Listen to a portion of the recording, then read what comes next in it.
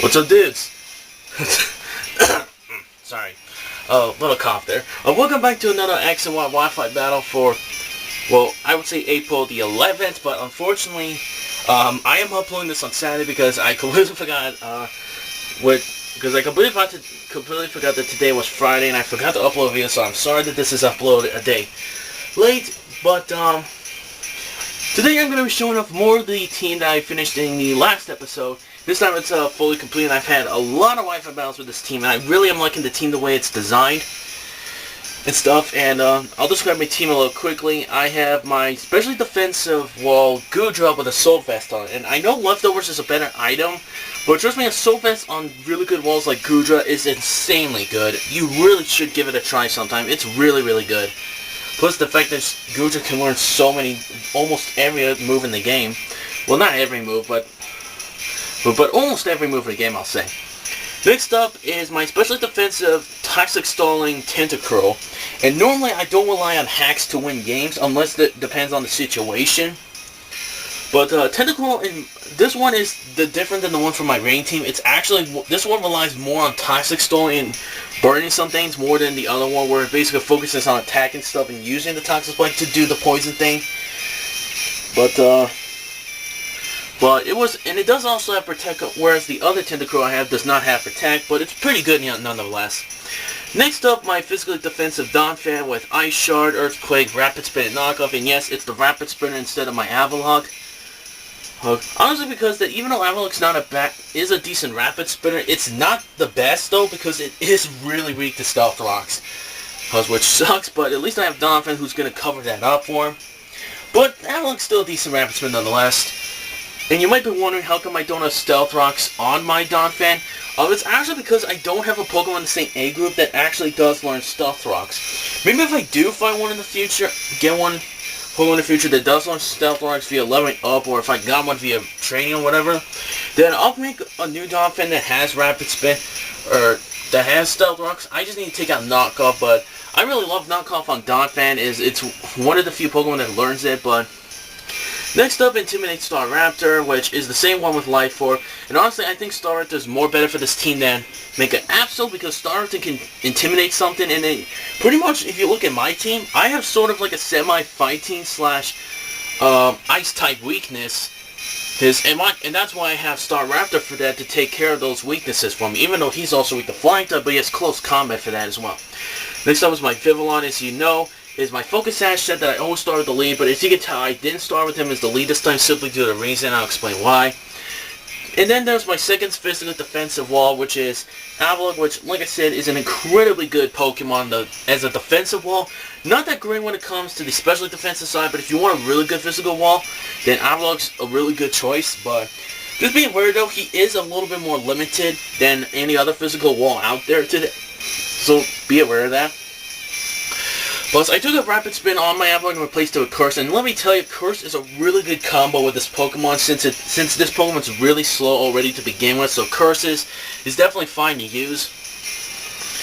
So let's take a look at my opponent's team. My opponent is named Dalan, who was on my friends list simply because we challenged a couple times before. And honestly, out of all of them, I think this was the most interesting one I had, because he had some Pokemon that I don't see that many people use a lot.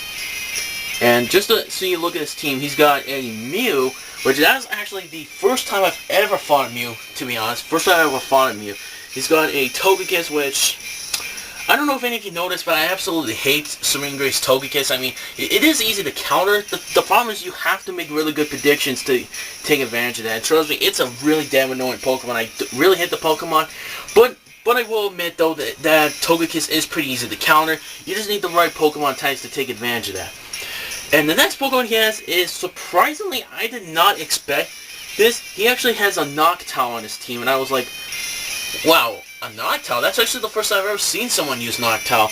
Actually, in fact, a lot of the Poke YouTubers like Shady Penguin, Shofu, Cabana North 456, and many others don't really use Pokemon like Noctowl at all. They mostly use OU tier Pokemon, which honestly I think is such an overrated tier. I think UU tier and below is way better.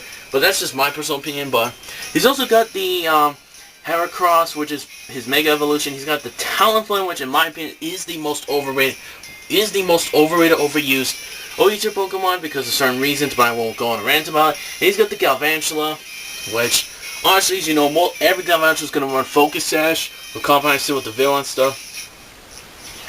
So, I'm going to start the match and my battery's low, which sucks. I completely forgot to charge the battery, but I guess I'll fix that sometime, maybe after the video. So I will upload 2 Wi-Fi battles, both on Saturday. I just want to do this one first. So, he does in fact start with the Galvantula, and trust me, my Goodra is a complete counter to it because none of its attacks can do anything to my Goodra. And stuff. I was going to go for Thunderbolt because looking at his team, a lot of his Pokemon are weak to Ice and Thunder type moves. But I actually went for the safer play, went for Flamethrower just in case if he stayed in to just to set up Sticky Web, which is what I thought he did, but he actually didn't set up Sticky Webs, which is kind of odd, but I don't know why, but I guess I don't get it. He sends in the Noctowl, I go for the Thunderbolt in, and as I can tell by the damage, it's a specially defensive Noctowl. Which is interesting because I didn't even know these things.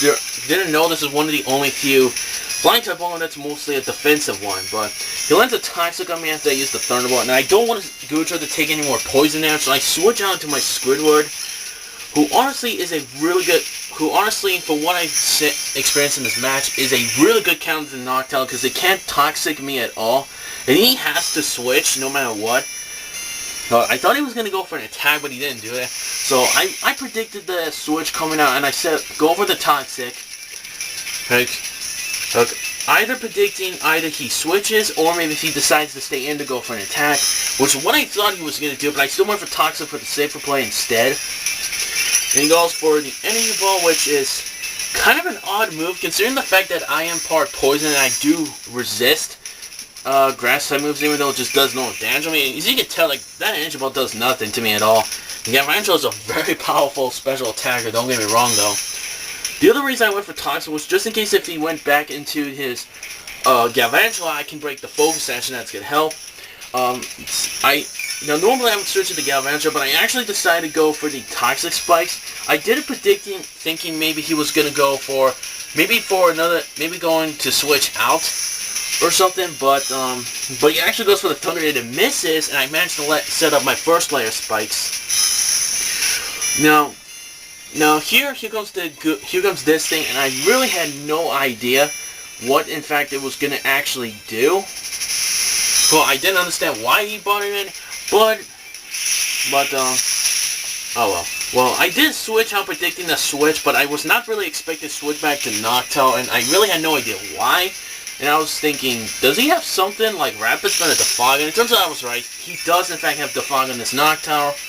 And I quickly realized, yep, I need to get rid of this thing as soon as I can. Need to get rid of this thing. And my best option was do as much damage as I can with Goodra and just hit him out. And now I pretty much now know his entire moveset now. Because his attacking move is actually Nightshade. And I really did not expect that at all. I really did not. But now that I know his whole moveset, which is Toxic, Defog, Roost, and Toxic, I can actually take full advantage of this. So I decided to switch into my Ultra Hunter, predicting the Nightshade, or Roost at the very most. And this was perfect because my starter is now a really bigger threat now, because this starter completely walls this Noctowl. And Noctowl can't do anything besides Toxic me. And honestly though, I don't really think it has good physical defense, at least I don't think so. But since he has no choice but to switch, I used that opportunity to switch out using the U-turn, and that was a crit by the way, and that did no damage, because you know obviously the Togekisses are really, really bulky. So I switched into my Vivillon. Here I was thinking of going for a Sleep Powder, but actually, I think of going for a Sleep Powder. Okay, never mind. I actually did go for Sleep Powder. Okay, I was thinking this was the one I used Sleep Powder, but I did not, but we'll get to that soon. Go for Thunder. He misses the Thunder again, and I managed to land my Hurricane, which kills the Galvantula, and that guy was a threat, mostly to my Vivillon starter and my Tentacruel, but it's gone now, so now I don't have to worry about that thing.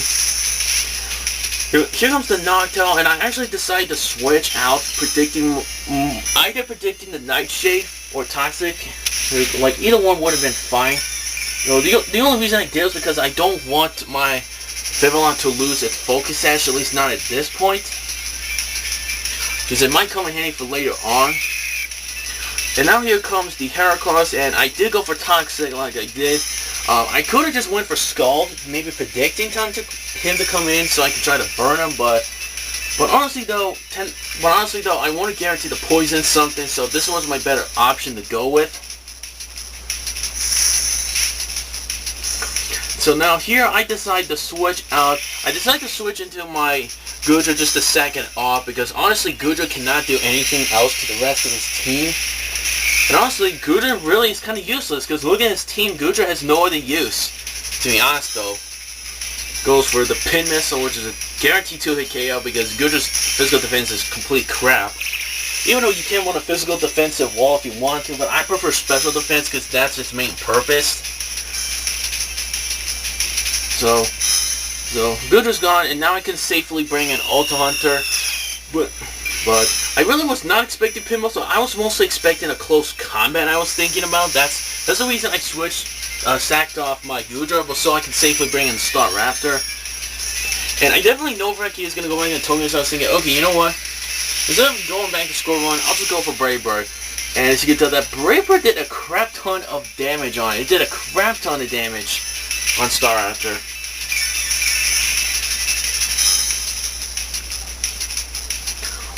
And here I decided, you know what, judging by how much damage that Brave Bird did, I was thinking maybe this next one is a guaranteed hit KO. But nope, he lives at freaking 3, I would say maybe 3 or 4 HP I think.